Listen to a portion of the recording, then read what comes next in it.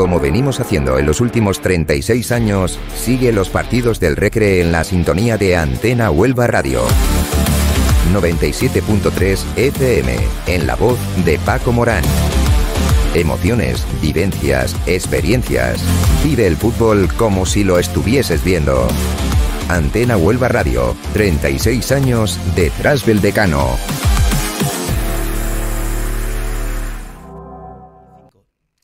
Amigos, saludos cordiales desde Antena Huelva Radio, desde Canal Luz Televisión y desde nuestras redes sociales, que también podéis seguir el programa, bien en directo o bien cuando tengáis un huequecito, en Twitter, en Facebook, en YouTube y en Twitch, que son las cuatro redes sociales que utilizamos para el debate político. Avanzando en el tiempo, nos metemos ya en octubre, no se vislumbra elecciones anticipadas de momento.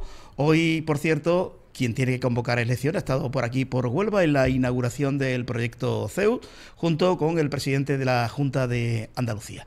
En fin, la inauguración, bueno, cositas buenas para Huelva, que siempre son interesantes, aunque en cuanto a puestos de trabajo es algo que no va a dar puestos de trabajo en cantidad, ¿no?, en exceso. Pero bueno, todo lo que venga para Huelva, bienvenido sea.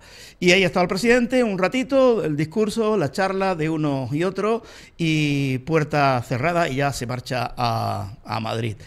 Porque no tiene programado de momento esta semana Sánchez viaje, y lo que son las cosas, se marchó a África para solucionar el problema de la inmigración, y desde que marchó a tierras africanas la inmigración ha subido en un 85% respecto a cuando no había ido a África, e iba, insisto, con el propósito de intenciones de frenar la inmigración, y no dejan de entrar cayucos en las Islas Canarias. Bueno, vamos a hablar de eso y vamos a hablar del caso Koldo-PSOE, porque hay tiros de por medio. No sé si sabéis la noticia que tengo por aquí. Esto sí que empieza a ser delicado, ¿eh? Y con esto vamos a empezar. Víctor de Aldama, implicado presuntamente en el caso Koldo y también en el caso de Begoña, señalado como el principal responsable de la trama Koldo, ha recibido un mensaje claro y amenazante. Uno de sus vehículos, un lujoso Audi de alta gama, ha sido objeto de un ataque con arma de fuego. Los agresores dispararon al menos 3 veces, impactando ambos tiros en la ventanilla del conductor. En el momento del ataque, el coche estaba vacío, lo que evitó que hubiera víctimas. Este incidente ha sido interpretado como una clara amenaza hacia Aldama. Desde el presunto desconocimiento, imagino que quien manda a hacer esto es decir: ojo, no hables, no cantes, no tires de la manta porque te puede esperar lo peor. Así interpreto yo esto que ha ocurrido. Ahora le preguntaremos a los abogados que tienen más experiencia en estos asuntos que yo, pero bueno, yo creo que no hace falta ser abogado cuando alguien que tiene que declarar y que tiene muchísima información es amenazado de muerte, ¿no? El mensaje está claro: no cantes, no tires de la manta. Vamos a saludar a los invitados, bueno, y otros temas que tenemos por aquí también. Enrique Arroyo, muy buenas. Enrique. Buenas, Paco, buenas noches. Encantado de tenerte por aquí. Igualmente. Tú no has defendido a asesinos, ¿no? ¿O sí? No. No has defendido a asesinos. Pero sí he llevado temas relacionados con asesinato y homicidios. Paco Velasco. Paco no ha defendido, ¿no?, a ningún... En tu época de abogado. Acércate al micrófono, Paco. No he tenido esa oportunidad y me alegro de no haberla tenido. Sería un marrón muy fuerte. Y Pablo Gea, que también es abogado y posiblemente candidato a la alcaldía de Huelva por un partido político dentro de 3 años, en 2027, te lo digo yo, que esto no es información, es opinión, al cual saludamos. Pablo, muy buenas. ¿Qué hay, Paco? ¿Tú has defendido alguna vez algún asesino o alguna organización criminal? Porque yo creo que esto ya estamos hablando de una organización criminal, ¿no? El caso Koldo. La verdad que no, pero por otra parte sí me gustaría aclarar que si tuviera que hacerlo, lo haría. Porque en definitiva, es decir, un abogado es un profesional y hace su trabajo, no es un tema moral, es de la persona que te contrate y del dinero que ponga encima de la mesa. Dicho lo cual, evidentemente tú bien has comentado que no hace falta ser abogado ni ser profesional para darse cuenta de que esto es un comportamiento típico de una banda criminal, pero creo que por otra parte a nadie le puede sorprender. Todo el mundo sabe ya que la clase política española es dada a comportamiento de carácter mafioso, pero creo que nunca habían cruzado esta línea roja. En cualquier caso, en fin, todo son especulaciones, habrá que ver cómo avanza la investigación, pero pinta la cosa muy mal, ¿eh? Es la primera vez que alguien le advierte con disparos o con dianas. No, muy buena, doctor. Encantado de tenerte por aquí. Yo no he defendido nunca a ningún asesino, obviamente, pero sí he tenido a ingresados internos en la prisión por homicidio enfermos en una cama del hospital y con la policía en la puerta. O sea que mi experiencia en ese sentido no es de defensa, pero sí es de búsqueda de la salud de alguien que estaba acusado de homicidio. Mira, hoy tienes en la mesa a varios profesionales que te pueden responder a la pregunta que siempre haces. ¿Tú defenderías a un asesino? Y no lo hace a los abogados. Sí. Pero, ¿por qué no le pregunta al médico? Sí curaría a una... ¿Curaría? ¿Le Hombre, salvaría claro. la vida a un asesino? Hombre, claro. ¿Qué haría? Yo creo que sí, ¿no? No tengo Claro, ninguna duda. claro, hombre. Pues lo mismo nos pasa a nosotros Sí, igual. cuando tenemos que defender a la Sí, gente. lógico. ¿Qué es lo que ocurre? Que tenemos que entrar en una faceta en la que todo el mundo lo juzga. Pero si lo juzga todo el mundo, tiene que haber alguien que los defienda. Y ese es el derecho fundamental de las personas. Ahí es donde, como bien dice mi compañero Pablo, lo defendería sin ninguna duda, igual que yo. Eso es vocación profesional. Y es que además nosotros siempre estamos bajo ese halo de abyección moral, ¿no? Dices, si me dices que sí, entonces como que eres una persona de moral ambigua. Pero eso depende de la forma en la que uno lo vea, porque siempre se puede decir, el abogado es el último valladar que tiene el ciudadano particular contra la acción del Estado y la acción de cualquier tipo de calumnia o de acusación falsa. Cuando yo defiendo a un asesino o a un criminal, lo que estoy haciendo es que el engranaje del Estado de Derecho funcione, contribuyo a que se haga justicia o a que ese criminal tenga la parcela de justicia que le corresponde. Una intervención que tiene que ser tendente a la objetividad y a la justicia, es decir, a la aplicación de la ley. Y en nuestra posición, intentar obtener las posiciones más ventajosas para el encausado, en este caso, más ventajosas, que no significa que estemos nosotros de acuerdo con lo que ese hombre ha hecho. Totalmente. Ni nada por el Esto estilo. tiene una definición muy resumida y estricta en una palabra, que es profesionalidad. Tal cual.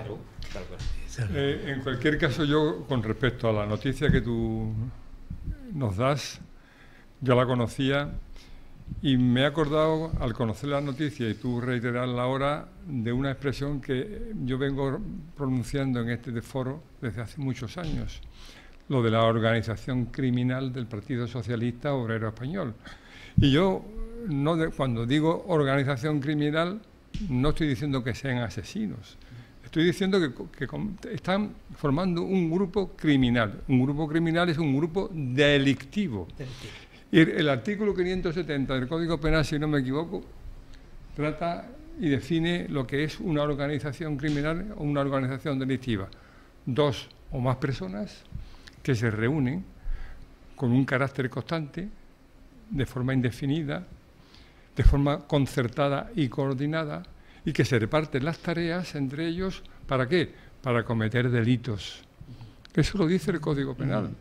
Y esa definición la he utilizado en este foro siempre que el PSOE o cualquier otro partido se ha extralimitado en su función y ha cometido caso de Coldo, caso de Ábalos, caso de Begoña. Es que el caso de Begoña no es un caso de organización criminal, queda por acreditar, queda por demostrar. O el propio caso de los seres. Es que... Bueno, de los seres que no tengo... es que cuando hablamos de la organización criminal nos referíamos en concreto, hilo tempore, a los seres, a los expedientes de regulación de empleo, a Griñán, a Chávez, a eso que ha indultado ese jurista magnífico y político embaucador, mentiroso y estafador que es Pumpido. Esos formaron parte de una organización criminal en toda regla y fueron condenados por ello. Y además que eso no hace falta que lo digamos nosotros, son los propios jueces en sus propias sentencias los que han establecido eso. Quiero decir que cuando se utiliza ese término de organización criminal, estoy totalmente de acuerdo contigo, la gente tiende a pensar que en el cártel de Sinaloa, ¿no? Y en las pistolas y en los asesinatos y los secuestros, pero no, puede ser una organización es para, por ejemplo, robar un banco o hacer una serie de atracos o defraudar Hacienda, hay muchos tipos de organización criminal. Y vamos, evidentemente uno puede pensar que el PSOE sea o no completamente una organización criminal, pero que ha tenido comportamientos de organización criminal, eso ya lo han dictaminado los tribunales. Es decir, no es una cuestión de que un periodista o un analista lo diga, es que son los jueces los que han considerado probado que ese tipo de conductas son de organización criminal. Y por ahora, por muchas terzas que se quiere inventar el PSOE o por muchos jueces que quiera manipular, no puede borrar la evidencia de los hechos. Estoy de acuerdo. Bueno, pues... Hay una cosa que subyace, Y es que si nos damos cuenta qué política está llevando a cabo el gobierno, ¿con quién tiene pactos? Con lo que era la extinta HB, ¿no? La prolongación de la ETA. Una organización criminal, ¿no? ¿O no era ETA una organización criminal? Como la copa de un pino. Si vemos que también negocia con JUN, el Cumpel-CS, y vemos que hay un tipo que está huido de la justicia española, estamos hablando de un delincuente, ¿verdad? ¿De qué estamos hablando? De un prófugo de la justicia. Y todos los que están alrededor de él y todos los que están aquí en España, ¿qué son? Condenados, ¿no? Estarán indultados. Pero el indulto no elimina la existencia del delito, no la borra. Con lo cual son unos corruptos, son unos malversadores, son unos golpistas. No dicho por mí, sino dicho por el Tribunal Supremo. Si vemos con quién pacta también, que es Esquerra Republicana, ¿de qué estamos hablando de izquierda republicana? ¿De qué estamos hablando con izquierda republicana?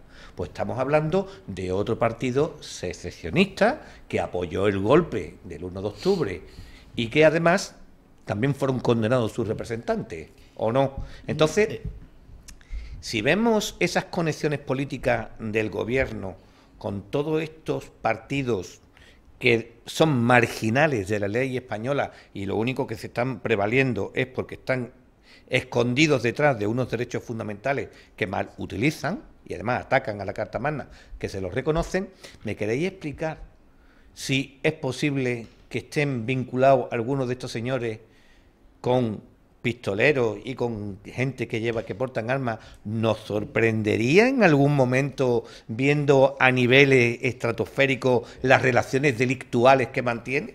Tal cual, es que dime con quién vas y te diré quién eres.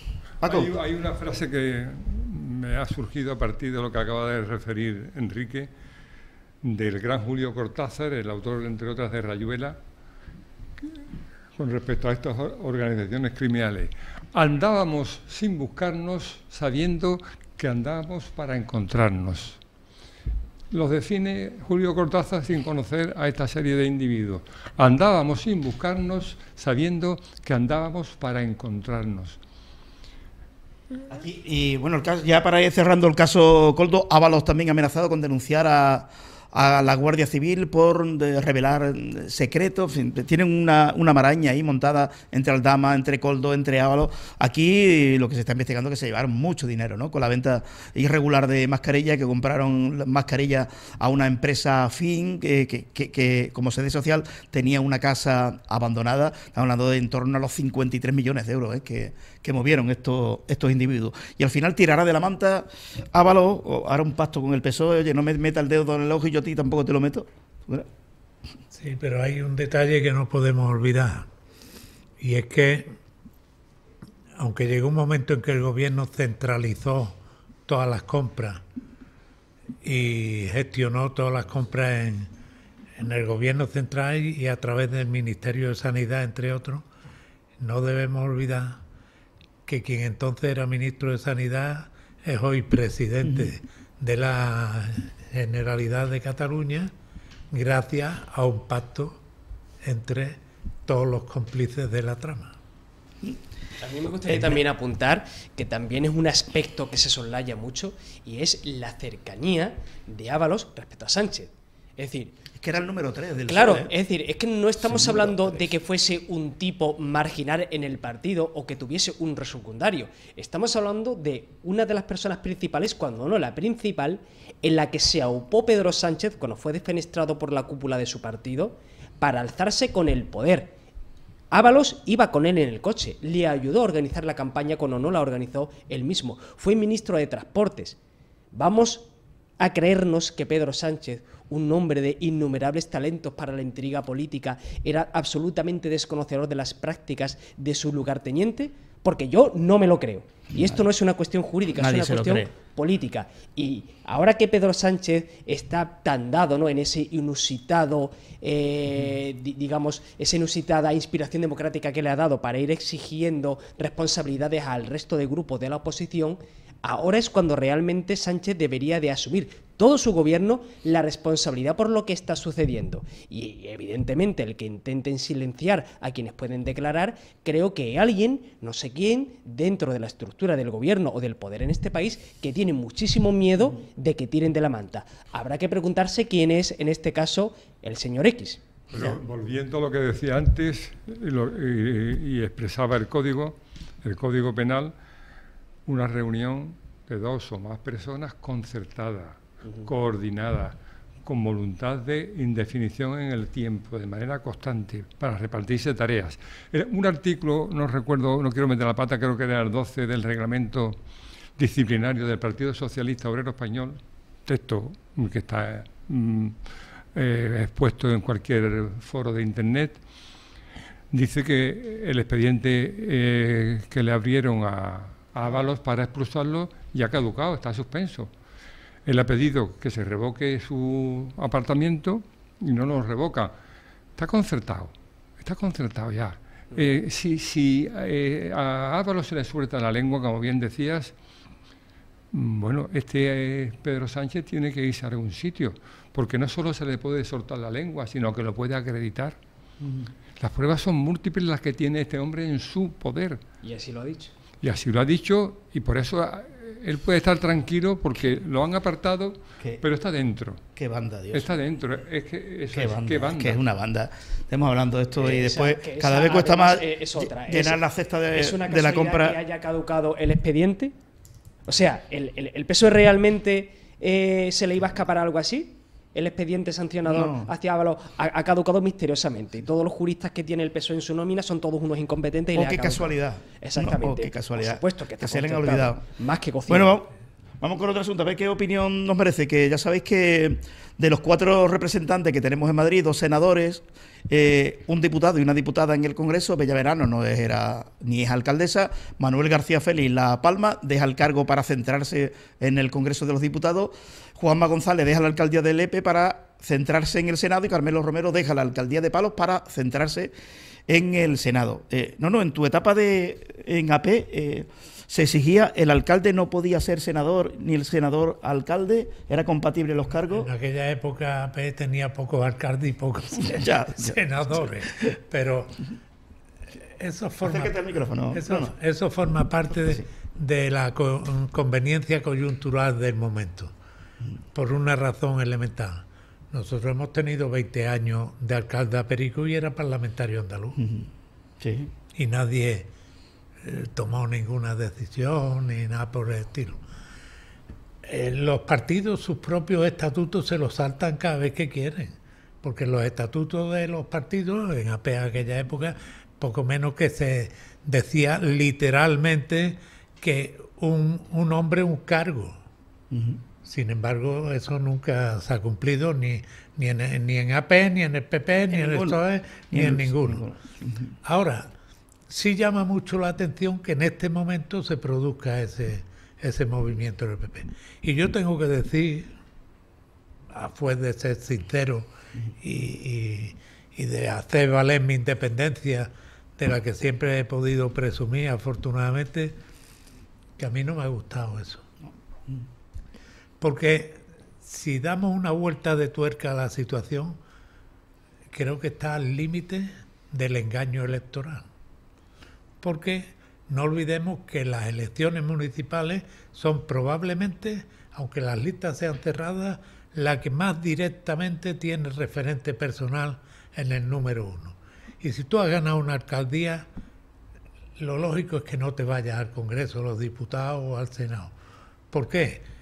Porque sí, dejas al número 2, pero tu electorado te eligió a ti para que fueras alcalde.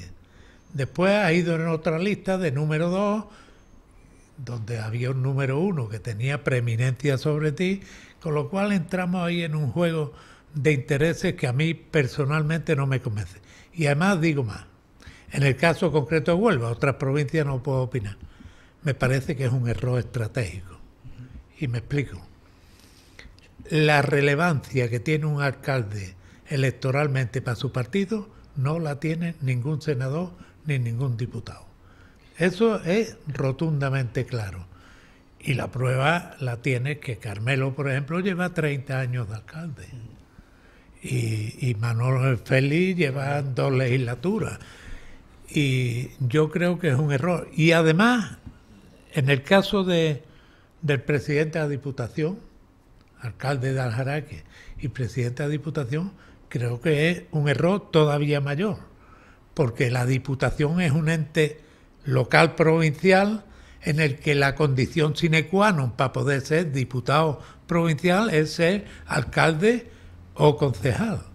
Entonces, se puede prestar mucho más servicio a tu municipio y a la provincia desde la Diputación Provincial, manteniendo los 2 puestos, que no separándolos. Pero en el caso de los diputados y senadores, me parece que es un error y que obedece no a voluntad de los interesados, sino que son instrucciones de la superioridad. Sí, yo coincido contigo, no. Resumiendo, yo no habría tocado nada. Nada. Yo hubiese dejado todo de ser máximo responsable del PP. Cada uno seguiría en su alcaldía, representando en el Senado, en el Congreso. Pero bueno, decisión de partido. Lo que él ha comentado es verdad. Es decir, ya al margen de las consideraciones estratégicas que pueda tener el Partido Popular, que desconozco absolutamente, como ciudadano, como vecino, lo que tú has dicho es totalmente cierto. Es decir, yo te voto a ti. No he votado a otro, te he votado a ti como persona. Las elecciones municipales son elecciones personalistas, todo el mundo lo sabe. Entonces, ¿qué pensaría yo como vecino? Digo, es mentira, me han estafado, ¿no? Yo he votado a una persona porque pienso que es competente para ejercer este cargo y ahora se lo llevan. Y luego, aparte de esto, quisiera decir, todo esto de no poder acumular cargos, según cómo se mire, es una chorrada. Es decir, eso se implementó después del advenimiento de Podemos y demás, y de un falso reformismo que interiorizaron todos los partidos, y ahora pues una persona un cargo, tal y cual. Eso es una tontería, porque ¿qué es preferible? ¿Que una persona competente tenga 2 cargos que pueda compatibilizar perfectamente, o porque no sean compatibles esos cargos tengas que poner a uno o a un incompetente?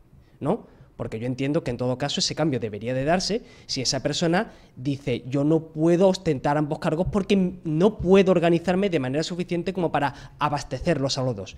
Pero si resulta que esa persona sí puede ser concejal, puede ser alcalde y puede ser diputado, es compatible perfectamente. Claro, es decir, ¿por qué no? ¿Por qué no? Entonces, yo estoy de acuerdo contigo en que eso ha sido una instrucción desde arriba, pero pienso que por otra parte es absurdo en lo que supone al propio votante. Porque si realmente la persona es competente, ¿por qué va un partido a renunciar a una persona competente por una absurda cuestión reglamentaria que luego al electorado le da exactamente igual? Porque no eres un partido más puro o menos corrupto porque no compatibilices cargos. Pues ahí parece coincidimos aquí en esta parte. Yo de cualquier manera, repito, creo que es un error de estrategia, ellos sabrán por qué lo hacen. El caso de Aljaraque, de David Toscano, yo no lo hubiera tocado jamás. Y en el caso de no duplicidad de cargos, le hubiera pedido que renunciaran al Senado o al Congreso, pero que se hubieran quedado en la alcaldía. Sí, pero ya eso son decisiones personales. Bueno, de cada uno, depende, porque yo pregunto, nosotros estamos hablando de Huelva, pero en el Congreso de los Diputados, de los 130 y tantos que tiene el PP, o de la mayoría absoluta que tiene el Senado, ¿cuántos alcaldes habrá? ¿Cuántos alcaldes va a cambiar el PP en España después del éxito electoral que tuvo en el año 23? Me parece... Yo coincido contigo, insisto, más fácil de explicar. Yo, de ser máximo responsable del PP, no habría tocado nada. Y bueno, eso de forzar, porque esto han forzado, que, como tú dices, han forzado al el que era alcalde dejar la alcaldía y estar en el Congreso o en el Senado aquí y en toda España. Pero bueno, ellos sabrán la estrategia. Yo apunto esta última idea, no se debería haber tocado nada. Suscribo en gran parte porque son sólidos los argumentos de Nono y de Pablo, pero dice que la excepción confirma la regla. Tú aludiste antes a Carmelo, yo lo he hecho hace ya unos cuantos días por escrito, yo fijando un criterio para que no sea arbitrario, ni veleidoso, ni subjetivo. La antigüedad en el cargo, la fortaleza de Carmelo Romero en el electorado de Palos, el prestigio que el pueblo se ha ganado merced a Pilar Pulgar en primer lugar y a Carmelo Romero en segundo lugar, que incluso ha superado a la alcaldesa antigua. Entonces, por esos 20 y tantos años, 30 años de primer edil de la localidad Palerma, con un éxito arrollador, me parece que es muy, muy complicado y muy insensible descabezar una localidad tan importante, porque bueno, es posible que el que venga lo supere, pero eso queda por ver. Y lo que está ya establecido es un éxito arrollador de Carmelo Romero. Yo hubiera hecho una excepción con él, no por disminuir la categoría de los demás alcaldes, sino en virtud de su prolongada actuación como alcalde y de sus éxitos electorales, que han sido indudables y fundamentales para el partido. Enrique, ¿tú qué piensas? Yo, discrepando de la mayoría, yo creo que es un hombre un cargo. Y en el caso concreto de Carmelo Romero, creo que el mejor alcalde es el rey. Es decir, este hombre se ha labrado su fama y yo creo, a mi modesto entender o saber, que el PP gana las elecciones en Palo no por el PP, sino por la cara de Carmelo. Porque antes de Carmelo estuvo Pilar Pulgar, después de Pilar Pulgar estuvo Carmelo, y se ha prolongado Carmelo en el cargo de alcalde, ¿cuánto? 30 años. O sea, lleva años ese hombre, bueno, y no decae ni desciende el índice de voto que ha tenido el PP, sí, gracias a cada elección va aumentando concejales. Claro, al buen hacer que ha tenido Carmelo. Es decir, yo lo hubiera... Porque a nivel nacional, el Senado o el Parlamento se vota a la lista, se vota a la sigla. Pero a nivel local, hace una circunscripción mucho más pequeñita, se vota a la cara y se vota a la persona. A ver, ahora Carmelo, cuando ya se ha retirado, ahora mismo queda como un senador, queda ahí arriba, pero ahora a ver quién lo sustituye en el puesto, a ver quién va a acceder a ser alcalde. Sí, podemos hablar que es una estrategia de una transición de un gran alcalde de 30 años que dentro de la propia legislatura pasa a mejor vida políticamente hablando, y entonces hay otro que lo sustituye para que pueda hacerse al puesto durante los 3 años que quedan o los 4 años o los 2 años que quedan de legislatura. Es decir, que todo juega a la estrategia política del momento, ¿no? Pero en la estrategia política hay que tener también, para poder culminar una estrategia, hay que tener unos principios tácticos previos. Entonces, yo por eso he dicho, primero, de acuerdo, un hombre, un cargo. Segundo, se vota más localmente y por tanto más personalmente. Tercero, la labor de un alcalde respecto a su ámbito de actuación tiene mucho más impacto social que un grandísimo senador.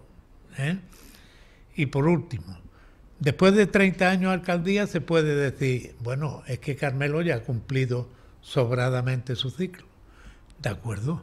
Pues se queda de alcalde y tiene 4 años para preparar su propia sucesión, dándole protagonismo a su teniente alcalde o al que vaya a ser candidato.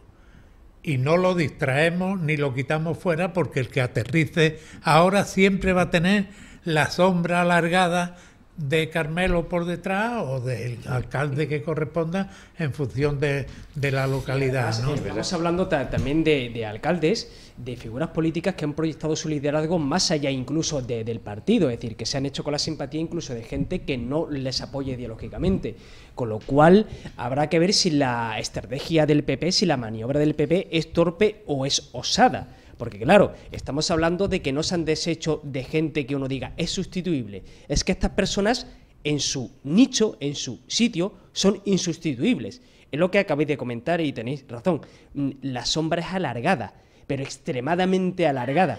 Es que por muy buen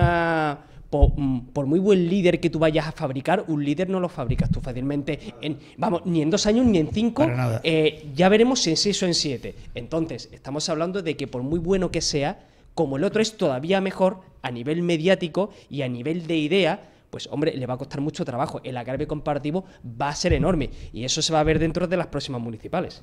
Yo no habría tocado nada, insisto. Yo no sé, de ser máximo responsable del PP... hubiese dejado todo tal y como está. Otra cosa es que dentro, cuando lleguen las elecciones municipales, bueno, una norma interna decía de que el que se presente a la alcaldía y gane no puede ser senador o no puede ser, pero eso posterior, cuando lleguen las próximas municipales. Pero ahora, un año después de las municipales, hacer este cambio... El gran líder o pueden hacer o difícilmente lo vas a hacer, porque ser un líder no solamente es construirlo, tú puedes construir una buena cara. Pero el líder, como se le llama como líder, pues en español sería por hombre, sería un hombre con una mujer con unas cualidades excepcionales, que es el que tiene que dirigir lo que sería la tribu, ¿no? Es decir, que es muy complicado hacer un líder o un cabeza de lista en condiciones. Yo creo que lo que están intentando es hacer el paso de Carmelo al que tengan previsto que lo sustituya en el ayuntamiento de Palos, ¿eh? Por lo menos lo que yo... Vamos. Pero estratégicamente estoy con vosotros, bueno, no discrepo con ninguno. Igual que existe la predictibilidad de la ley, que la ley debe ser predecible, porque si no, no hay orden social y no hay seguridad jurídica. El líder, ya formado, ya consagrado, debe ser predecible porque en las próximas elecciones ya conocemos su bagaje político, intelectual, ético, moral, incluso la disciplina de partido. Entonces, no se puede cambiar las reglas del juego a mitad del partido. Estamos en mitad de la legislatura. ¿A quién se le ha ocurrido esa barbaridad desde mi punto de vista? Pues no se puede cambiar las reglas a mediados de legislatura. Bueno, vamos con que tenemos que hablar del hermano de Sánchez, está rodeado por la corrupción, ¿eh? Sánchez, increíble, hermano de Sánchez, mujer de Sánchez, Coldo, el Tito Verne, que las investigaciones continúan. Antes de hablar del hermano de Sánchez, en el 27, en mayo del 27 son las elecciones, ¿tú tienes idea de volver a presentarte para alcalde de Huelva? ¿O no lo descartaría, no lo descartaría. Ya es que me han filtrado que estás negociando con una formación. Ya comenté la última vez que yo me salí de la formación en la que estaba, creo. Otra la que me han filtrado. Pero yo por ahora puedo decir que estoy manteniendo contactos, entonces no puedo revelar ahora mismo cuál es la formación, pero que desde luego sí tengo yo contactos para ponerme en marcha políticamente. Yo ya dije que me iba de CRE, pero no me iba de la política. Para mí la política es mi pasión, es el fin en mi vida, ¿de acuerdo? Junto con mi profesión, que es la que me da de comer. Entonces yo no voy a abandonar la política nunca. Yo voy a estar siempre en la formación que me permita a mí desarrollar el proyecto que tengo, tanto para la ciudad como para el país en general. Perfecto. Bueno, pues el tribunal de... Esto nos suena a todos, ¿verdad? Paco, ¿y cuántas veces hemos hablado de la antigua Diputación de Petrolina?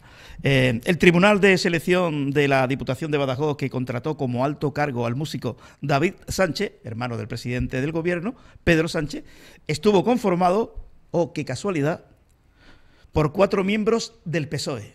O sea, los jueces eran miembros del PSOE los que tenían que decir si el hermano de Sánchez entra o no. Pero es que tiene más guasa la cosa. Tal y como figura en sus proyectos laborales, ninguno de ellos contaba con conocimientos musicales. Es decir, jueces que no saben de leyes ni conocen el Código Civil ni el Código Penal. Haciendo una comparativa, ¿no? O sea, van a 4 señores del PSOE, le hacen un examen a un señor para ver si toca bien la trompeta o el piano, no sé qué tipo de prueba hará. Personas que no tienen conocimiento ninguno de música. Expertos en derecho administrativo explican al periódico El Debate que este extremo es clave para la investigación judicial que está llevando a cabo la magistrada Beatriz Viedma, puesto que la ley exige que el proceso selectivo cuente con expertos en la materia. Derecho administrativo lo conoces tú bien, ¿no, Paco? Tiene que ser un jurado que al menos sepa de la materia que va a juzgar a ese señor, ¿no? Antes de ser abogado, he sido profesor muchos años y he litigado desde fuera de la abogacía con la administración, acusándola inexorablemente de arbitrariedad. La arbitrariedad está proscrita por el artículo 9 de la Constitución española. Y la arbitrariedad es el extremo opuesto a los reglados, es decir, a la regla, a la norma, a la ley. Y el primo hermano, pero el primo hermano fuera de ley de lo que es lo discrecional. Yo tengo una facultad de nombrar un consejero. Yo, presidente del gobierno, nombro a ciertos consejeros porque tengo esa facultad discrecional. Pero yo no puedo contratar a un funcionario, no puedo contratarlo fuera de las normas de contratación establecidas para que un funcionario, un empleado pase a ser funcionario. Me tengo que ajustar a la norma. Bueno, pues el artículo 9 proscribe la arbitrariedad. La contratación del señor David Azagra, el hermano de Pedro Sánchez, por la Diputación, es un acto de tal corrupción que ya no es que la arbitrariedad presida su contratación, es que es un delito per se, porque es una desviación de poder palpable, manifiesta, tajante. Hay un dicho muy antiguo y muy clásico que dice que la añoranza del poder impulsa a recuperarlo. Y es demoledor, es contundente. Extremadura ha sido un feudo longevo del Partido Socialista. Lo ha perdido, ¿cierto?, a manos, afortunadamente, desde mi punto de vista, del Partido Popular, si no lo dilapida, o si no lo derrocha, o si no lo mal usa. Entonces, el PSOE está loco por recuperar el poder, porque sin poder no domina el dinero, no domina la influencia, no puede hacer tráfico de. Entonces, el caso de Azagra ha sido perpetrado antes de que el PSOE perdiera el poder. Sí. Ahora que no lo tiene todos estos problemas. Luego necesita recuperar el poder, pero por lo menos para que... pero ya es demasiado tarde. A poco que el juez o la jueza que lleva el caso siga buscando los correos electrónicos que se esfuerzan en borrar, en eliminar y en esconder, este señor tendrá que someterse por lo menos a chupar el banquillo del acusado. Y ya veremos después lo que se acreditará o no se acreditará en juicio. Pero es un acto de corrupción palmaria. ¿Qué visión tiene? El sentido de propiedad que se ha tenido en determinadas comunidades autónomas, aquí lo tuvimos, en Extremadura históricamente lo han tenido, y es una especie de sentido de propiedad que configura un carácter de impunidad absoluta. Aquí hacemos lo que nos da la gana, porque aunque haya recusaciones, aunque haya recursos, va a seguir dictaminando sobre recursos alguien de mi bando, digamos, con lo cual está asegurado el tema. Es tan zafio y tan falto de respeto a la inteligencia de los ciudadanos un tribunal de esa composición, que es lo mismo que, imaginaros, yo tuve que pasar una especie de examen, ¿no?, cuando me propuse o nos propusimos en mi unidad hacer trasplantes, autotrasplantes de médula ósea en Huelva, ¿no? Y vinieron dos señores hematólogos, uno de Madrid, otro de Valencia, más el gerente y el director médico del hospital, y yo tuve que exponer allí, bueno, todo lo que queríamos hacer con una memoria, con todo. Bueno, pues imaginaros que en lugar de venir un hematólogo de Valencia y otro de Madrid, venís vosotros tres. Y yo digo, el título era de la obra, de la memoria, autotrasplante de progenitores hematopoyéticos. Suena chino. Entonces, esto es como si me ponen a mí a examinar de música a este señor, que no sé más allá del do, re, mi, fa, sol. Entonces, es tan zafio y demuestra tan poca sensibilidad respecto al respeto a los ciudadanos, que es que eso no hay por dónde cogerlo. Bueno, los pobres, que seguramente que en ese concurso seguramente habría músicos con mayor capacidad que el hermano de Sánchez, pero al final la plaza fue para el hermano de Sánchez. Insisto, es que la información es buenísima, ¿eh? El jurado eran 4 miembros del PSOE y que no tenían conocimiento ninguno de música. y estaban analizando si el músico sabía o no tocar la trompeta o el piano. Es como con lo del tema de Ábalos. Esto a nadie a estas alturas le puede sorprender, porque ya no es porque sea Sánchez. A mí me gusta insistir en esto. Es el PSOE. Porque si todas las culpas se cargan en un solo hombre, eliminado el hombre, como que se blanquea el partido. No, es lo que quiere decir. Sé por dónde va. Aquí el problema es del PSOE. Vamos a sacar a dos de la ecuación de momento por lo que dicen. Páginas, ahora vamos con esa información. Claro, pero sigue tu argumento que vas bien. Es que podemos evaluarlo también con otro tema que vamos a tratar aquí, que es lo de la FAFE. Que aquí hablamos 30.000 euros gastados en prostitutas, gastados en coca, gastados en el peor de los vicios y encima más de 200 personas enchufadas que se sepan.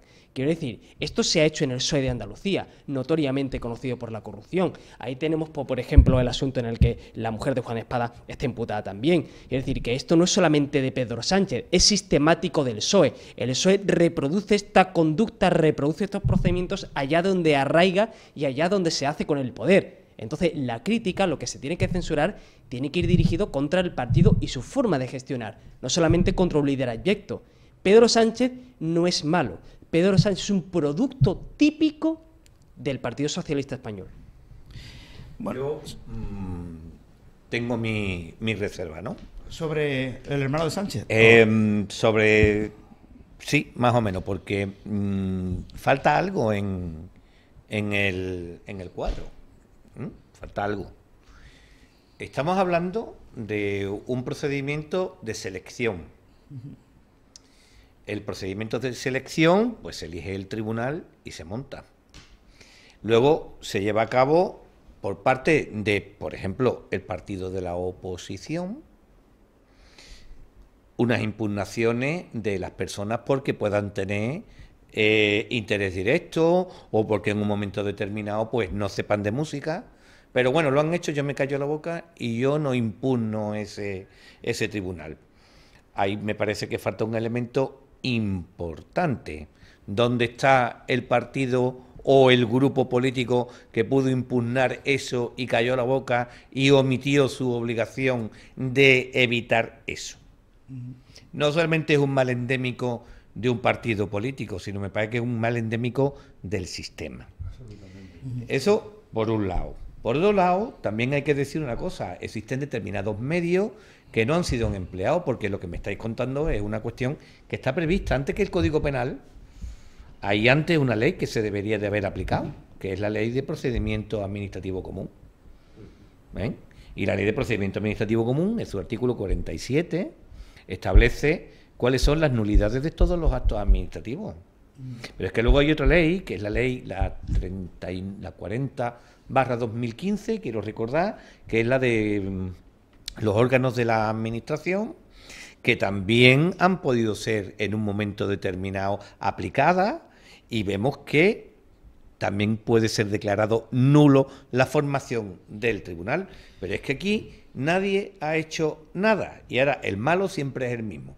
Hombre, ya está uno cansado siempre de escuchar que el malo siempre es el mismo, y hay uno que parece que es un cuchara que ni pincha ni corta. Aquí, ¿a qué estamos jugando? ¿A que yo te permito que hagas todo lo que tú dé la gana para que cuando yo llegue tú no me hagas a mí lo mismo? Exacto. Es que la situación es un poco patente, o sea, es preocupante, pero porque posiblemente que los que vengan sean igual que estos. Porque si la aplicación de la ley, como bien ha dicho Paco antes, el artículo 9 de la Constitución española, proscribe la arbitrariedad, también consagra la seguridad jurídica. Y de la misma forma que el artículo 9 consagra la seguridad jurídica, todos los poderes públicos están sometidos a la ley y el derecho. Y todos los partidos que tienen representación están sometidos a la ley y el derecho. Y todos los partidos tienen la obligación de denunciar cuando ven estas corruptelas, sacarlas a la luz y perseguirlas. Aquí no estamos hablando de que el PSOE sea un partido corrupto y un partido. Yo nunca he dicho que el Partido Socialista sea un partido corrupto. Yo creo que al partido lo hace corrupto las personas, no las siglas. Que sí, que podrá tener una historia, todo lo que queramos, pero yo entiendo que el Partido Socialista es un partido legítimo que puede llegar en cualquier sitio y no tiene por qué traer el marchamo de que es corrupto, porque la corrupción lo organizan las personas. Y como también ha dicho Paco, el 570 del Código Penal dice que la asociación criminal son 2 o más personas con un fin delictivo. Es lo que más o menos viene a hacer la organización criminal. Bueno, pues denunciémoslo. Exacto. Yo abundando, perdón, Denunciémoslo. Abundando lo que dice Enrique, me vuelvo a la filosofía, pero esta vez de los griegos clásicos. El movimiento es el resultado de la oposición de contrarios. Si el Partido Socialista perpetró la corrupción por parte de David Azagra, el hermano de Pedro Sánchez, no hubo movimiento entonces porque el Partido Popular se tocó las narices mientras veía que eso se llevaba a cabo. Cuando han cambiado las tornas y el Partido Popular se ha puesto a la coraza y se ha armado jurídicamente, ya ha habido oposición de contrarios, ya ha habido movimiento y está ocurriendo lo que está ocurriendo. Pero ante el silencio sumiso, impunidad constante. Bueno, vamos con otro de... Un comentario de lo más oportuno. Porque a la inversa no hubiera sucedido nunca eso. No, nunca. Nunca. Jamás. Nunca. Bueno, pues eso ya te sitúa en posición de análisis sobre las actitudes de los distintos partidos, ¿eh? Es que es muy duro que todos estos escándalos salgan porque organizaciones de ciudadanos o sindicales o del orden que sea son las que denuncian. O los medios de comunicación. Son las que denuncian. Es que eso es importantísimo, porque lo que ha comentado Enrique es verdad, en el sentido de que el malo no siempre es el mismo y no todo es achacable al PSOE. Es decir, sería un análisis muy reduccionista decir que todo es achacable a un solo partido, aunque ese partido, desde mi punto de vista, no esté para nada limpio. Es también la actitud de la propia oposición, que cuando gobierna hace lo mismo. Pero me gustaría ahondar en lo del tema de la oposición. Y creo que es público y notorio para muchísima gente que la labor de oposición del Partido Popular está siendo como mínimo negligente, o cuando no, complaciente. Porque es absolutamente inconcebible, como acaba de comentar Nono, que sean asociaciones civiles o que sean grupos externos a la actividad política normal las que estén destapando este tipo de cosas. Y cuando se hace por parte del principal partido de la oposición es porque tenga algún tipo de interés electoral o de interés político en atacar a un rival o acabar con él, pero no porque tenga una visión limpia de la función política, porque si no, no se entiende su deliberada inanidad y no se entiende su escasa efectividad. Pero es que lo peor que tiene la oposición es que carece de relato. Ahora mismo, el PSOE tiene uno, el gobierno tiene uno, te puede gustar o no, pero lo tiene una fuerza activa de movilización, una filosofía, una propaganda. Ahora mismo, ¿qué tiene la oposición? Tiene muy poco. La oposición está enzarzada en guerras intestinas que no le permiten unificarse lo suficiente como para echar al adversario, al enemigo del poder. Y mientras no tenga eso y se sigan demostrando esta incapacidad supina para hacer oposición, pues creo que lo van a tener realmente complicado. Yo pondría un ejemplo muy al caso y muy reciente sobre lo que es una organización criminal en determinados ámbitos y lo que no lo es. El antiguo alcalde de Huelva, Gabriel Cruz, ha apoyado la amnistía, la falsa amnistía. ¿La ha apoyado? Sí. Cierto. Yo apuesto, y hago una prospectiva, conociendo los códigos morales de un partido y de otro. El Partido Popular habrá tenido determinadas actuaciones execrables, y yo soy el primero en denunciarlas. Ahí tienen el caso Bárcenas. Pero no es una banda. Carmelo Romero, en el lugar de Gabriel Cruz, y por orden de la militancia del partido, ¿hubiera firmado la amnistía? No. No, seguro. No. Luego, se va antes del partido. Se va antes exacto. del partido. Es que eso es lo que determina cuando una banda presiona, ejecuta a quien no obedezca y cuando un grupo actúa con ciertos grupúsculos a su vez, pues sí, más o menos corruptos o muy corruptos, pero no invade el término del clínico, es metástasis. No ocurre en el PP, pero es que en el PSOE no se libera a nadie. El mismo Paje, que lidera un grupo más de boquilla que de otra cosa, nunca ha influido sobre sus sus correligionarios en el Congreso de Castilla-La Mancha para decir, eso no se puede firmar, hombre, no se puede firmar. Habla de boquilla, lo concierta, lo coordina, reparte las tareas y a él le ha tocado una ligera oposición a su cúpula. Eso no lo hace Carmelo ni lo hacen muchos del PP. Ya han declarado tanto Paje como Lambán que no van a apoyar a Pedro Sánchez en el congreso que se va a celebrar en Sevilla el mes que viene, en noviembre. Hay un detalle que se me olvidaba, escuchando, perdóname Paco, escuchando a Paco, una frase muy lapidaria, la miseria conduce al crimen. Es importante dejarlo en el aire porque en los tiempos que estamos viviendo viene de ello para muchas cosas. No olvidéis, esto viene de Crimen y Castigo, la de Dostoyevsky. Y la frase es lapidaria. La miseria conduce al crimen. Sí. Pero ojo, no como dicen los de izquierda que es por el tema económico, sino cuando se habla de miseria, es la miseria económica y moral. Bueno, los políticos vamos con... A pesar de que Gabriel Cruz, bueno, y otros, y todos los diputados del PSOE, y de la izquierda, y los golpistas, los proetarras, y etcétera, etcétera, votaron sí a borrar todo el historial delictivo de políticos corruptos, golpistas y terroristas, los jueces están ahí manteniendo el pulso, Los políticos golpistas y corruptos no serán amnistiados aunque Sánchez y toda la caterva que le acompaña votaran para borrar todo el historial delictivo. El Tribunal Supremo ha confirmado, fue ayer, esta noticia de ayer, confirmó ayer lunes su decisión de no aplicar la amnistía al delito de malversación por el que fueron condenados el vicepresidente catalán Oriol Junqueras y varios consejeros en el marco del golpe de Estado en Cataluña, al insistir en que me dio un beneficio personal de carácter patrimonial, entre comillas esto, me dio un beneficio personal de carácter patrimonial. Además, ha aprovechado para aclarar que los jueces no son una boca muda, que se limitan a aplicar la literalidad de la ley.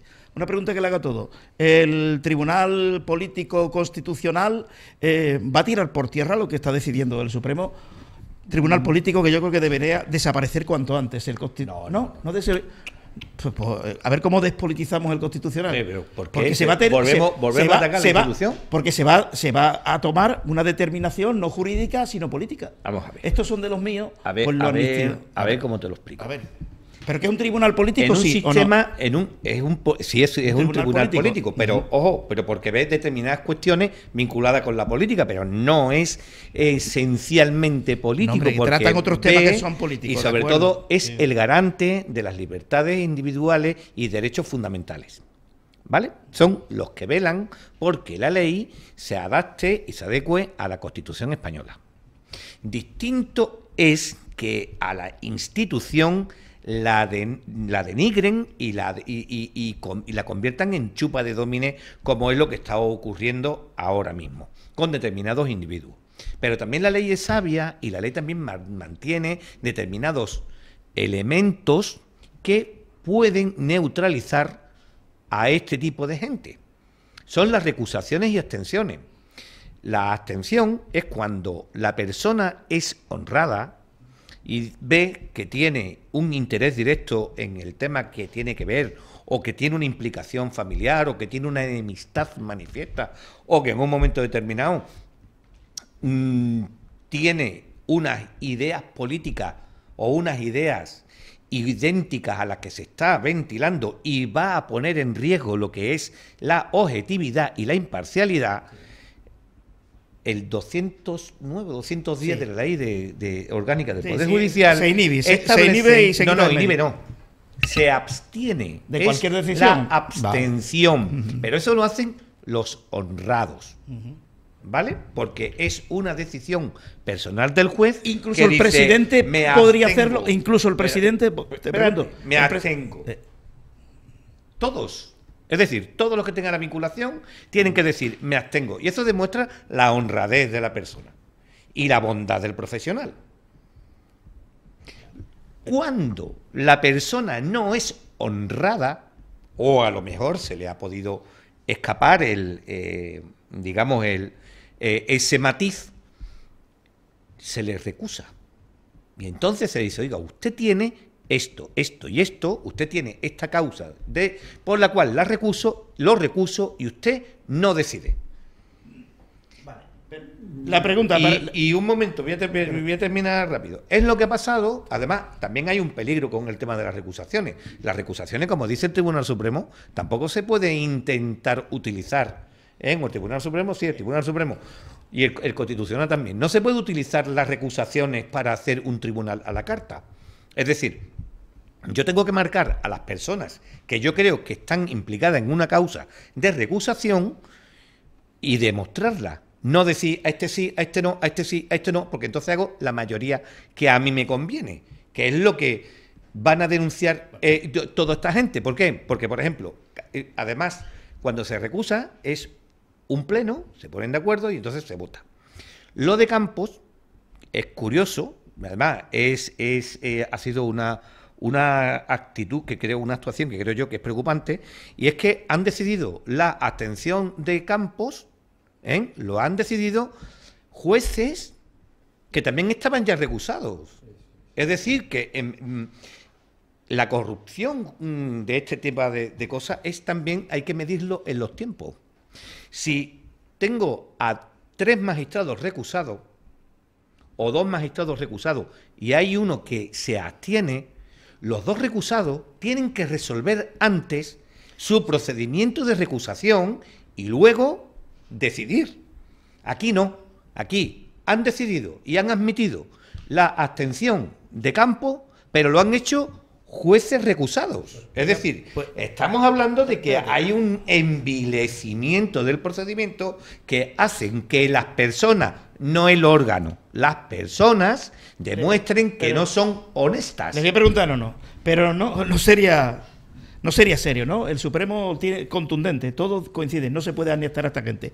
Y que venga ahora el Constitucional y diga, sí, lo vamos a amnistiar. Creo que no sería serio para nada, ¿no? Esa decisión de Pumpido. Yo me voy a remontar un poco antes. Y percibo que no me voy a equivocar, aunque entra dentro de lo posible. Ha apretado tanto el PSOE, sobre todo el señor Bolaño, con la renovación del Consejo General del Poder Judicial, porque había una confrontación entre Pumpido y Marchena, los 2 presidentes, uno el Supremo y otro el Constitucional, que pensaban que, quitando a Marchena, controlaban el Tribunal Supremo, con lo cual tenían prácticamente el control absoluto de todo.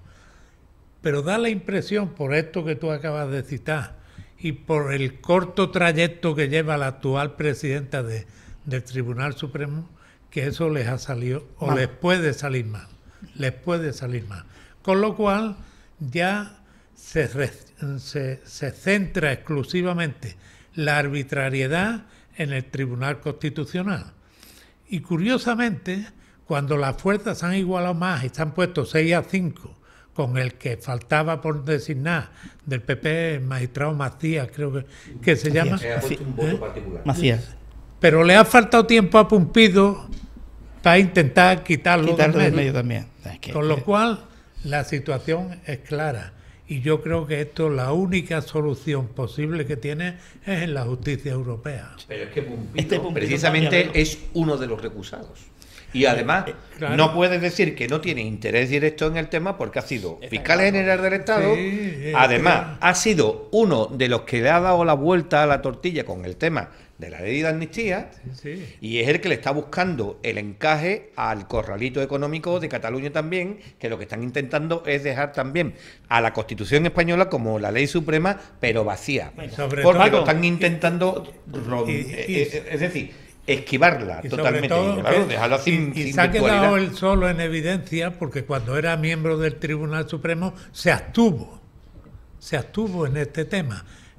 Por tanto, por pura coherencia y honestidad, como tú decías antes, lo lógico es que ahora mantenga la posición. Lo he dicho en términos positivos. El que es honesto se abstiene. Exacto. El que no es honesto pero o intenta manipular órganos. Hay pruebas de falta de honestidad. Y después Va, Pablo. Yo coincido con ambos. Con Enrique, Acércate al micrófono, Paco. Coincido con Enrique y coincido con Nono. Voy a aportar una mijita. Antiguamente, lo que hoy se llama derecho constitucional no existía, se llamaba derecho político. Eso marca un un camino hacia por donde la democracia ha ido llevando la jurisdicción y el sentido de la justicia. Pero voy comunico absolutamente con lo de la abstención y recusación, no tengo nada que añadir. Pero volviendo a lo de Pumpido. Pumpido, lo he dicho antes, es un jurista formidable, pero es un político embaucador, falsario. No tiene moral, no tiene escrúpulo como su jefe de filas, que es Pedro Sánchez.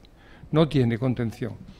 Pero, ojo con la sentencia del Tribunal Supremo, porque esa sentencia, servidor se la ha leído muy bien, la ha estudiado a fondo. ¿Sobre la amnistía te refieres? Sí, sobre la amnistía. Esa interpretación que hace el Supremo sobre la amnistía es demoledora por 4 motivos que voy a azortar de inmediato. Primera, no solo está motivada, está profundamente motivada. No solo es fruto de una hermenéutica es una interpretación jurídica, de una epistemología feliz. Es una interpretación absolutamente feliz.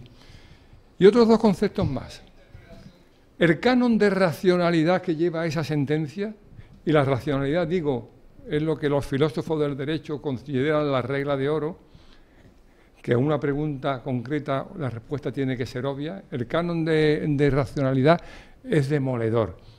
Y el punto último, que apuntaba Enrique con otras palabras, los códigos morales. Está preñado de códigos morales la sentencia del Supremo. Si el desvergonzado político que está al frente del Tribunal Constitucional, el señor Pumpido, se atreve a echarla para atrás, que es osado para eso y para mucho más, tiene el mismo Supremo y las asociaciones pro libertades, pro justicia, los partidos políticos tienen el deber de recusar, no, de querellarse contra el señor Pumpido.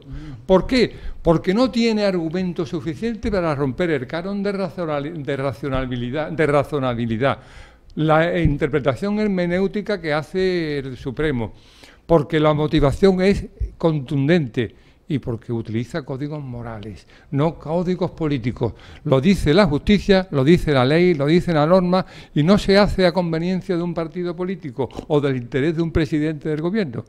Es tan demoledora la sentencia del Supremo que si Pumpido se lleva el gato al agua y la tumba, va a acabar su propia tumba, en este caso, no de tumbar, sino su propio túmulo de Pablo, muerte. tu turno. Sí, a mí me gustaría, para empezar, abrir diciendo que yo, que he criticado siempre y abiertamente la politización de la justicia, saludo como un hilo de esperanza la visión que tiene el Tribunal Supremo del asunto.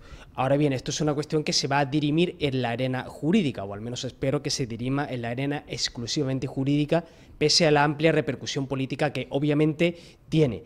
Porque aquí todo pivota sobre la interpretación del tema de la malversación. Y si el Tribunal Constitucional lo va a tumbar o no, hombre, yo creo lógicamente que la sección, digamos, más abiertamente tiene afinidad con el gobierno, va a tratar de hacerlo. Pero eso no quiere decir que el Tribunal Constitucional en completo tenga la voluntad o tenga la predisposición de hacerlo. Habrá que ver si se somete al Tribunal Constitucional, que se someterá al Tribunal Constitucional, y la interpretación que hace el Constitucional. Porque, volviendo por ejemplo a lo del tema de los ERES, que lo tratamos aquí en el anterior programa, tendrá también mucho que ver con el hecho de si el Tribunal Constitucional se mantiene en una interpretación, es decir, en lo que tiene que hacer, que es interpretar si lo que le viene está dentro o no de los parámetros constitucionales, o sobrepasa esa función que tiene prevista constitucionalmente y en la propia ley que lo regula, y pasa a entender sobre el fondo, que no debería ser el caso. Creo que esa va a ser la cuestión fundamental. Pero desde luego estoy de acuerdo con lo que tú acabas de comentar, mucho en el sentido de que se las prometía el gobierno muy felices Y puede ser que ahora que haya un cierto equilibrio de fuerzas no lo sea tanto, o que la presidenta del Tribunal Supremo quiera mantener una independencia jurídica absoluta y que no planee sobre ella ninguna sospecha, ninguna sombra de duda sobre su honestidad como jurista. Creo que el principal problema que va a haber aquí es cómo vaya el equilibrio de fuerzas dentro del Tribunal Constitucional y si finalmente va a rebasar o no la función que tiene prevista y si se somete esa cuestión al Constitucional. Y luego de todo esto que ha dicho, todos habéis dicho, las personas que nos están viendo dirán, bueno, pues a partir de ahora ya Puigdemont y Esquerra le van a retirar el apoyo a Sánchez y habrá elecciones. En absoluto. A Puigdemont le interesa Sánchez en el gobierno y a Esquerra le interesa Sánchez en el gobierno, porque con otro presidente no va a conseguir lo que ha conseguido hasta ahora y lo que le queda por conseguir. No sé si está de acuerdo. No, totalmente. O sea, no hay una relación causa-efecto si se tumba la amnistía, si no se amnistía a estos corruptos, que el apoyo a Sánchez va a seguir. Es que es el mal menor, es decir, es como si te acorralan dos policías, uno dispuesto a volarte la tapa de los sesos y otro a pegarte con la porra. Vale, está claro que vas a sufrir con los dos, pero yo me quedaría lógicamente con el que me va a dar con la porra y no que el que va a utilizar la pistola. Es que no tengo otra opción. Claro. Pues aquí es igual, es decir, estos... ¿Susto o muerte? Claro. ¿Susto o muerte? Claro. Para Puigdemont, con Feijóo sería muerte, con Sánchez es susto. Pero sin embargo, esto demuestra una cosa, que por muy fuertes que a ellos le den a entender, o sea, le dé por dar a entender al resto que son, en el fondo son mendigos políticos. Son mendigos políticos porque están en función de cómo vaya la cuestión de las mayorías. Sánchez les necesita, pero es que ellos necesitan también a Sánchez. Claro, es decir, mutuamente, que siempre es tentador hablar de que el gobierno es rehén de los independentistas, pero los independentistas son igual de rehenes del gobierno. Correcto. Entonces, no es tan sencillo, y Sánchez sabe, porque no es tonto, lo mismo que ninguno de los integrantes del gobierno, que vale, muy bien, está claro que tú no me puedes amenazar a mí con apoyar a Feijóo, con apoyar al PP o con apoyar una coalición con Vox, porque es absolutamente implanteable, te van a cerrar el chiringuito al minuto 1, con lo cual tú estás condenado a apoyarme, y aquí yo ahora puedo jugar con fuerza. Sí, totalmente de acuerdo con mi compañero. Sí, señor. Además, vamos a pasarnos al ámbito taurino. ¿Sabéis lo que son las banderillas de castigo? Sí, claro. Pues eso es lo que tiene Sánchez. Banderillas de castigo. Y lo va a tener hasta que termine la legislatura. Sobre todo porque el independentismo, no siendo mayoría ahora mismo, sino que está en un claro retroceso, está obteniendo los mayores beneficios de la historia de España. Ajá, correcto.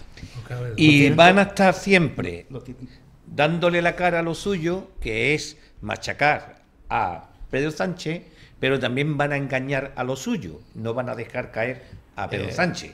El amigo Rufián, que bien hace honor a su apellido, y todos sus correligionarios, los del Jumper sí, que lo mismo, que son todos golpistas, no pueden nunca dejar de estar mamando de la teta.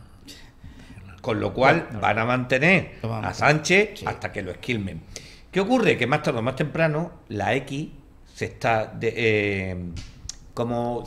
la incógnita se está despejando y nos vamos a encontrar con que no era lo mismo que con Felipe González, que el señor X nunca se llegó a saber quién era. Se sospecha, pero aquí más tarde o más temprano este señor va a hacer X, ¿eh? Totalmente de acuerdo. Yo creo que estamos de acuerdo los los cinco, en que se necesitan mutuamente. Acércate al micrófono. Pero yo creo que hay un elemento que no se ha valorado todavía en su justa dimensión y que se va a dar de aquí a un par de meses, igual que el PSOE tiene una primaria, en Junts y en Esquerra Republicana también las hay. Esquerra Republicana ahora mismo una jaula de grillos entre Junqueras y la Marta Rivera. Rovira, perdón. Y en Junts empieza a haber debate sobre la figura de Puigdemont. Y no olvidemos que ya no pueden seguir en el Parlamento Europeo. Es importante. Lo cual les pega un recorte económico importante y un nivel de influencia también muy importante. Por tanto, de aquí a final de año, que estos procesos de renovación, remodelación o asentamientos, como queramos llamarle, se van a producir, podremos tener un futuro un poco más claro. Al final le vamos a tener que agradecer a Sánchez que se cargue a los independentistas. Tal cual. Bueno, si no, al tiempo. Valiente paradoja, Pepe, pero puede ser un hecho. Habrá A elecciones, lo mejor el malvado habrá termina elecciones, cargándose de los malvados de verdad, ¿no? Pero hay un fragmento ahí surgido de todo el conflicto este del 1 de octubre del 17, que es el grupo este de Sociedad Civil Catalana, la ANC, que eso, la Asamblea Nacional Catalana, que esos van por libre. Y esos son un caldo de cultivo peligrosísimo de cara a un futuro, sobre todo por los precedentes que hay en el País Vasco y en todas estas circunstancias. Añádele Tsunami Democrático y la CUP. Exacto. y lo que tendrá que hacer es, cuando llegue, lo primero que tiene que hacer, Feijóo, cuando llegue al poder, modificar el Código Penal, porque estamos desprotegidos ante un nuevo golpe de Estado en Cataluña. Eso es importante. En fin, aumentar las penas por lo que hicieron en el año 2017, porque Sánchez las ha barrido absolutamente todas del Código Penal. Ya lo decía Platón. Y parece que estaba viendo 2000 años antes la situación actual en España. El Estado, la República, no puede estar en manos de desaprensivos. Lo está. Bueno, el grupo de delincuencia, un tema que hemos tratado los últimos 17 años en el debate. El grupo de delincuencia económica de la UCO, de la Guardia Civil, ha hallado conversaciones entre directivos de la FAFE que demostrarían la existencia de contrataciones dirigidas a personas solo por el hecho de mantener vínculos de amistad, parentesco e incluso afinidad política con responsables de la administración andaluza gobernada por el PSOE durante 37 años. El gobierno socialista enchufó en la Junta de Andalucía a familiares de dirigentes del PSOE, esto demostrado con correo electrónico, utilizando correos electrónicos en los que instruía sobre a quiénes había que colocar y con qué cargos estaban emparentados. En fin, el correo ya venía que tiene que colocar a la prima del delegado de la Junta de Andalucía en Almería, así lo hacía. Bueno, las contrataciones se realizaron a marchas aceleradas. ¿Y por qué? ¿Por qué? Venga, rápido, porque iban a cerrar la FAFE. Increíble, es una banda. Es que una auténtica banda. En cuanto llegó Griñán. Las contrataciones se realizaron a marchas aceleradas a través de la extinta FAFE, más conocida por o al revés, Fundación Andaluza de Fondo de Formación de Empleo, tan solo una semana antes de que el Ejecutivo andaluz de José Antonio Griñán acordara disolver esa entidad autonómica. Iban a cerrar, se enteraron y dijeron, vamos a colocar a mi primo, a mi hermano, a mi vecino, a mi amante. Y bueno, esto era más que sabido, pero es que ahora ya están las pruebas. Bueno, muchas de estas personas enchufadas, por ejemplo, como la mujer de Juan Espada, no sabían ni tan siquiera ni encender un ordenador y entran en la administración.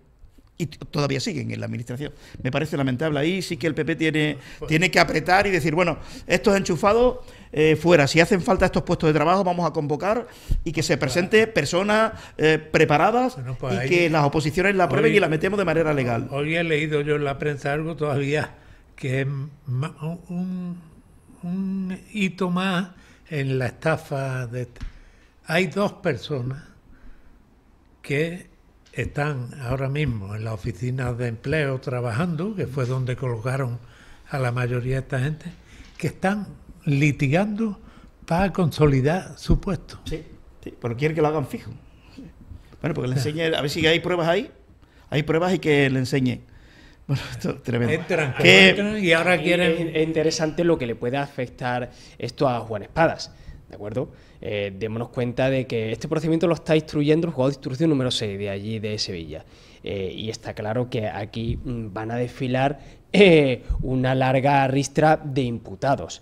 Entonces, aquí se va a dirimir una responsabilidad. En fin, ya parece que la gente está tan inmunizada con el tema de la corrupción del PSOE que no, un caso mal de la FAFE, pues otro más, ¿no? Entonces parece que nadie se lleva a sorpresa, nadie lo valora, pero estamos hablando de un enchufismo puro, duro y absolutamente descarado, de gente que no tenía competencia personal ni curricular para poder acceder a esos puestos.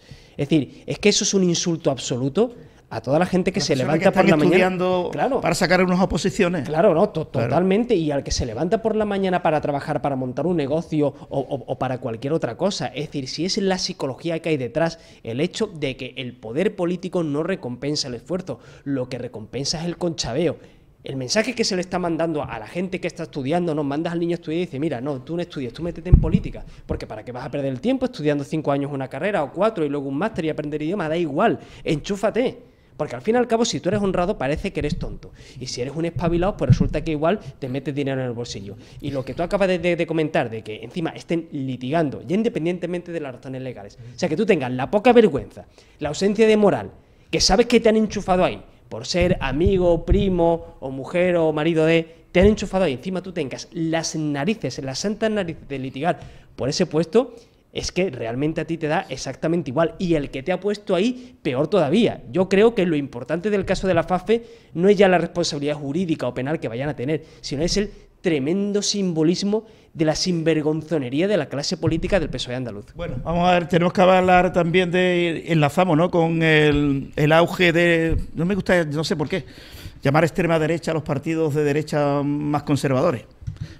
La derecha conservadora le llamaría, pero bueno, le llama extrema derecha, es que no me gusta ese término, pero bueno, así lo acuñan. Que en cuanto a vos parece que tiene... ¿Qué? Tampoco el adecuado de progresista para cualquiera. Claro, eso no me gusta.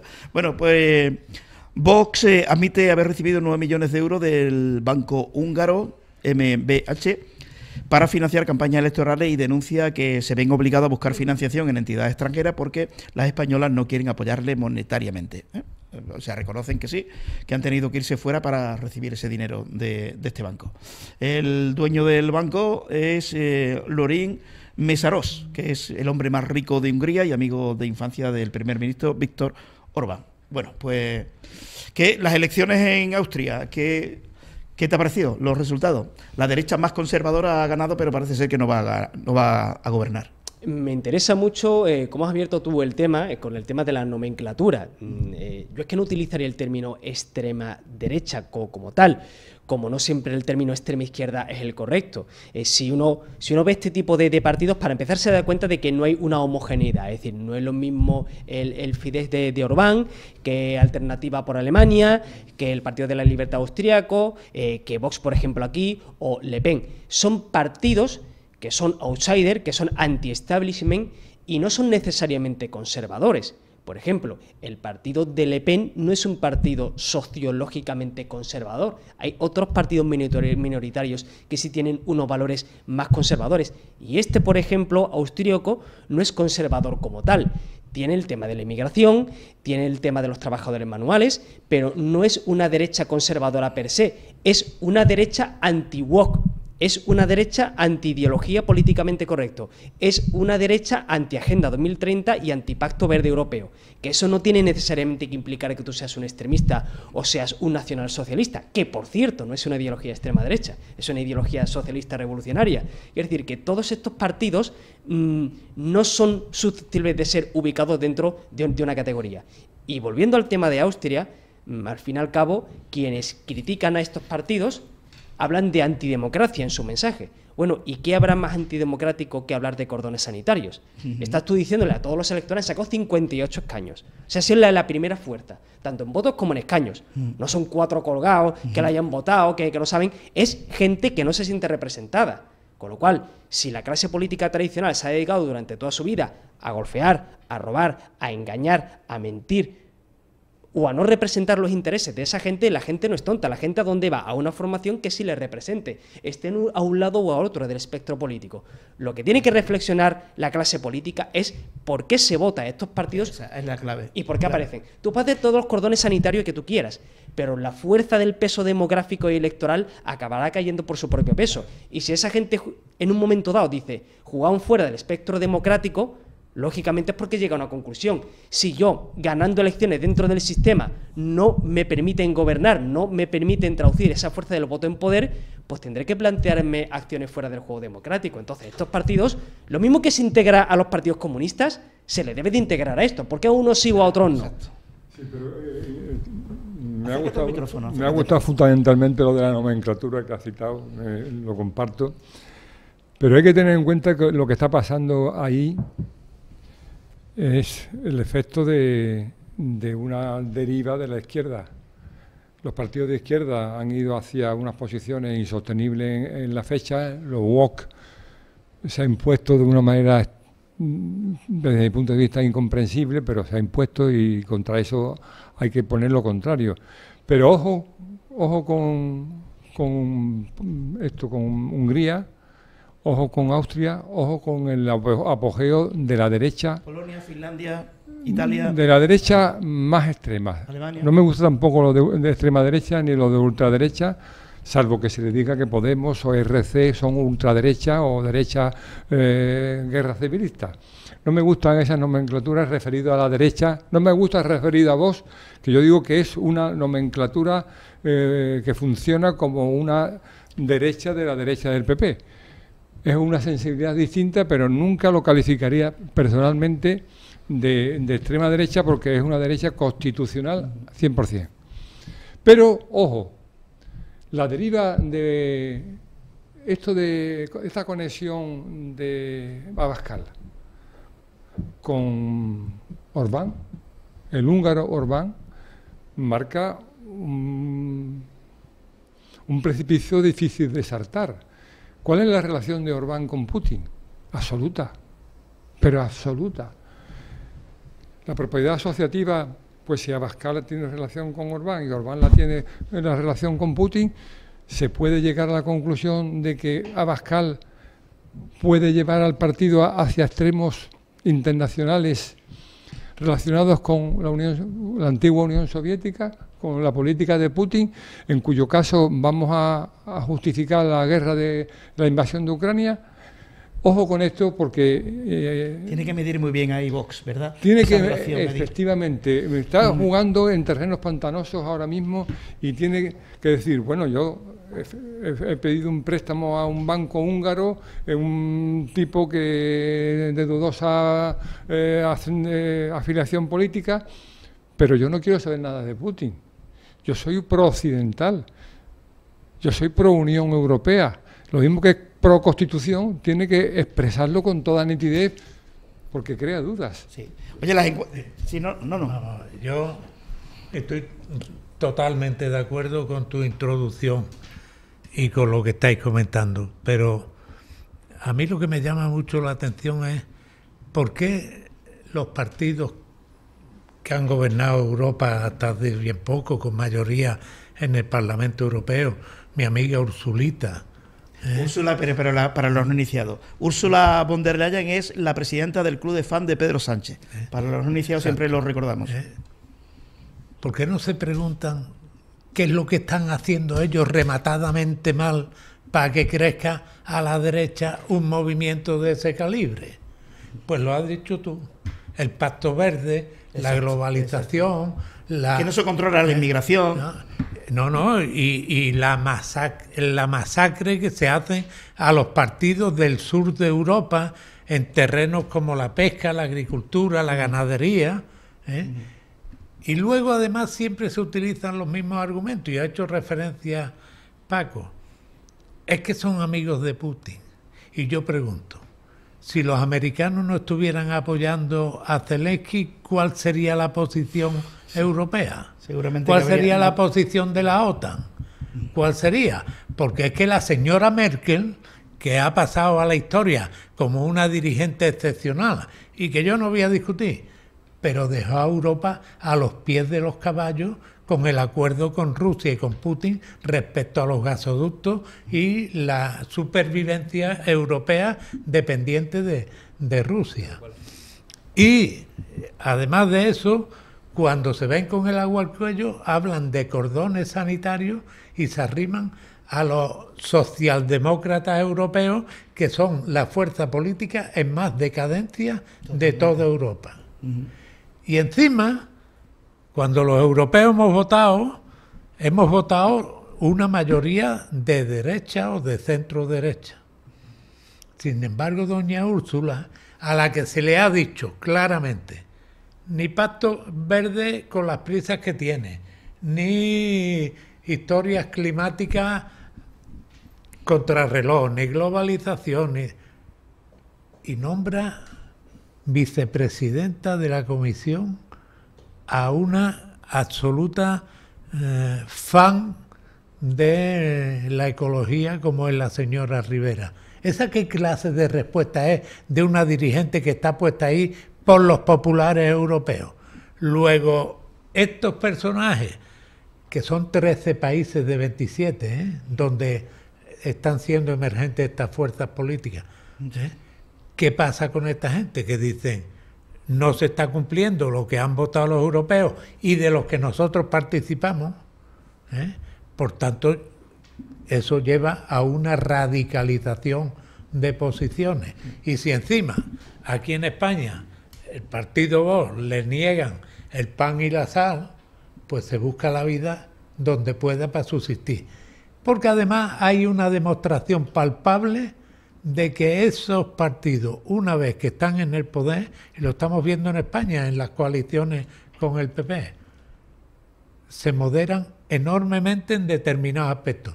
Y si no, preguntémosle a Meloni. Sí. ¿Quién es la única dirigente que ha puesto a Macron en su sitio y le ha dicho la clase de personaje mediocre que es Macron? ¿Quién es la que ha puesto, son dos rubias, a la otra rubia contra las cuerdas diciéndole por aquí no paso, y la inmigración ha bajado en Italia casi en un 60%? Pues esto es lo que hay que analizar. Ha hecho una gestión magnífica contra la inmigración es lo que ilegal. Hay que analizar y no rasgarnos las vestiduras y hablar de cordones sanitarios, porque en los cordones sanitarios siempre sale ganando el que teóricamente es menos potente a la hora de hacer nudo del cordón. Y le estamos dando vida a los socialdemócratas europeos. Hay una cosa más que me gustaría apuntar al hilo de lo que estáis comentando, y es un hecho que realmente puede explicar mucho el auge de la derecha más nacionalista y más soberanista, no la llamaría conservadora, y es el progresivo desprecio que mantienen algunos sectores de la izquierda y de la izquierda más extrema con respecto a los trabajadores manuales. Es decir, el desdén y el aislamiento con respecto a sus reivindicaciones. Hay muchos trabajadores, muchos sectores, muchas capas populares que viven en barrios más miserables o en barrios más marginales, que dicen, es que realmente los partidos que teóricamente me representan, y estoy hablando de algunos votantes que conozco yo, que se han pasado toda la vida votando al Partido Comunista o Izquierda Unida, que ahora, por ejemplo, pueden votar a Vox y dicen, oh, esto, Dios mío, cortocircuito mental. ¿Cómo sucede esto? Pues sucede precisamente porque estos grupos, al comprar la ideología woke, hablan de cosas evanescentes que no tienen nada que ver con la realidad directa. Porque si yo soy un autónomo, a mí lo que me interesa es que me bajen la cuota del autónomo. Si yo soy un trabajador, lo que me interesa es tener sindicatos fuertes que defiendan mis intereses y no defiendan una ideología política. Cuando tú me vienes a hablar a mí del Pacto Verde, me vienes a hablar del lenguaje inclusivo, me vienes a hablar de una serie de cosas que a mí me dan exactamente igual, porque yo te voto para que tú me resuelvas mi situación personal y mi situación económica. Y llega otro sector que tú siempre me has dicho que era malo y sí está dispuesto a resolverme esos problemas, tú dices, a mí me da igual la ideología, yo voto con la mano en el bolsillo, en el estómago y con la vista puesta en el frigorífico. Y eso es lo que sucede, ni más ni menos. Solo un pequeño detalle. Tú has citado antes todos los países más o menos donde se está produciendo este ascenso. Yo creo que son 13 de los 27. Pero curiosamente, los más rebeldes respecto a la política de la Comisión Europea son países que han vivido 40 años tras el telón de acero, en dictaduras comunistas. Austria, Polonia, ¿Qué es lo que piensan esos ciudadanos y esos políticos respecto a lo que vivieron y lo que ahora les quieren imponer desde un supuesto talante democrático, que lo que está haciendo es Agenda 2030, prisa con los coches eléctricos, con los biocombustibles? Lo están cerrando, fábricas de coches eléctricos, están cerrando y despidiendo a gente. Y no lo ven, y no solo eso, sino que esperemos que pasen las elecciones americanas. Ahí va a haber cambios. Que como el señor Trump gane, la OTAN se puede preparar.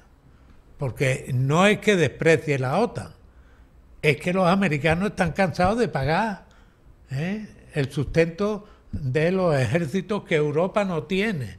Es que el señor Trump, con sus defectos y toda su historia, es el que mantiene o ha mantenido durante muchos años a las Naciones Unidas, a un montón de organismos internacionales que hacen política contraria a los intereses de lo que se supone que es el mundo occidental.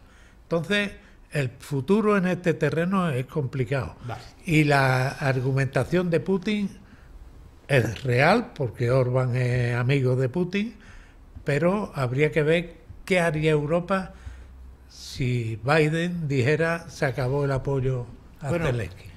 Nos marchamos. Preocupa, ha habido misiles de Irán sobre Israel hace un rato. Parece que el conflicto ahí ya va a ser imparable. Y según Estados Unidos también está dispuesto a ayudar a Israel si le pide ayuda.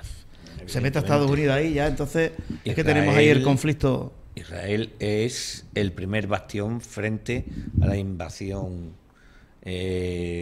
musulmana extrema o yihadista. Yo soy pro-israelí, siempre lo he dicho. A mí no me. Yo me apunto también contigo. A mí me da lo mismo lo que puedan decir. Ahora mismo Palestina los palestinos están rendidos a Hamas, y Hamas es un grupo terrorista. Israel es un Estado. Y me da muchísimo coraje que gente que me representa a nivel nacional y a nivel, digamos, del extranjero o hacia afuera, hagan manifestaciones con el pañuelo palestino y ese tipo de apoyo, porque me parece que, como siempre, se apoya al terrorismo. Es lo mismo. Bueno, el Líbano, Hezbollah tiene el 30% del gobierno, digamos. Allí hay un gobierno oficial, pero pasa como en Palestina.